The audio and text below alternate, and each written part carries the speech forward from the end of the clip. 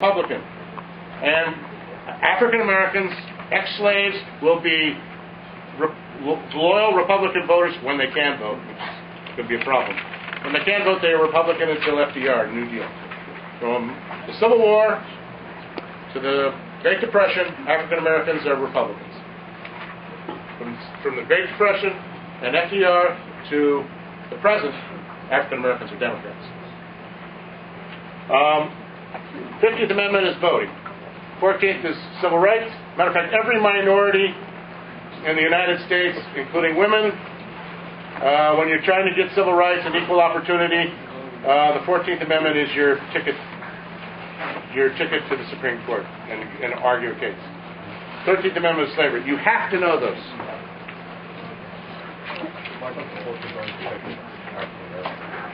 I thought the 14th only protected African Americans. No, it protects anybody who's born in the United States is going to be a citizen. Doesn't make a difference if you're African. So it's designed for American Americans. Okay, Black Reconstruction. When we do have when African Americans, ex-slaves, get the right to vote, they do actually. There is a period here when African Americans become a significant political force. However, it's mostly on the state level, and that period. In 1870 to 1876, prior to the Compromise of 1877, we see I don't want to say ex-slaves so much, because the African Americans who are elected to state legislators and congressmen and senators were free blacks for the most part. Ex-slaves are illiterate, and they're being helped by the Freedmen's Bureau.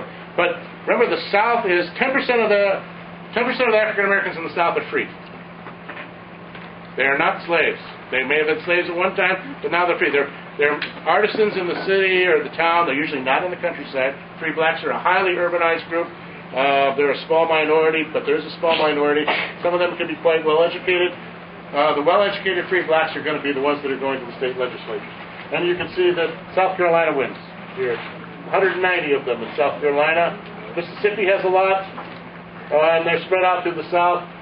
Only 2 U.S. senators, both from Mississippi. And we have 6 congressmen. South Carolina, once again, not too surprising.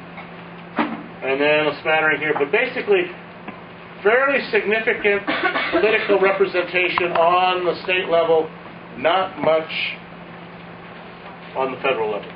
Although you do see some pictures, I think, in your book, I think you see a picture of what the 2 senators and a bunch of the congressmen, or some of them. We see a little group of African Americans who are at the federal level.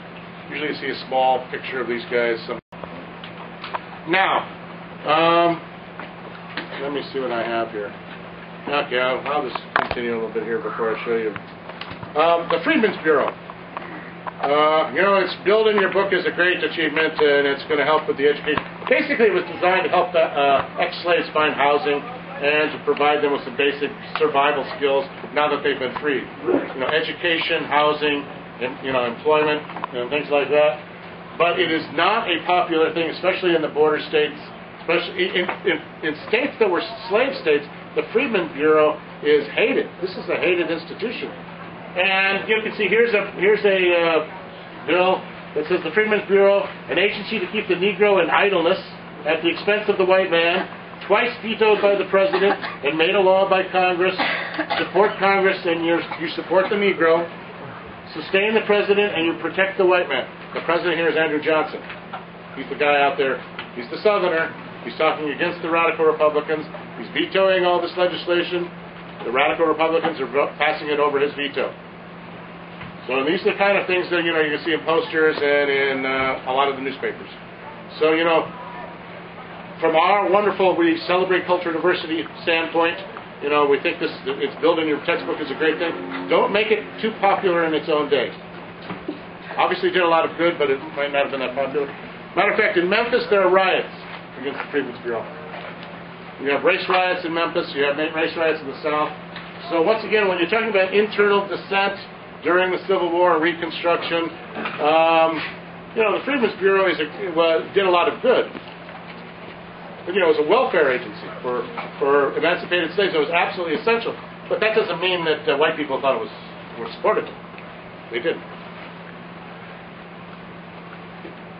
Oh yeah, I forgot to get the cartoon for this. Okay, anyway, the other terms that you need to know, the two terms that you need to know with the South and Reconstruction are scalawags and the carpetbaggers. Almost always crops up on a test somewhere. Scalawags are Southerners who sided with the Union during Reconstruction. Southerners collaborating with the Union during Reconstruction.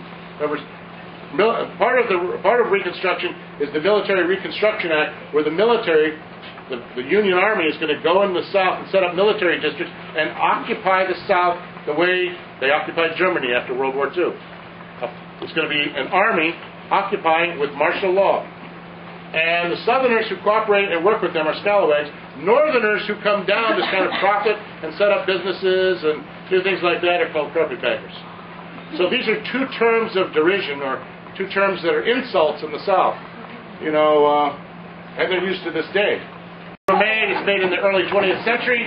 It's made during that period. Remember, racism actually intensified. The golden age of the Klan is actually 1920s.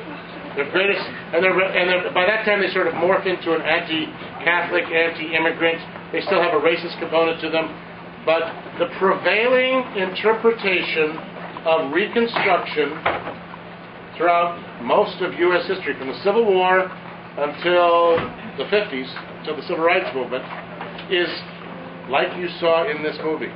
That black Reconstruction was a failure, and it was a failure because we had a bunch of illiterate and corrupt black people who took over the government. They were totally unskilled and totally corrupt, and that when white people disenfranchised them, that was to eliminate the corruption and evil of what was going on during Reconstruction.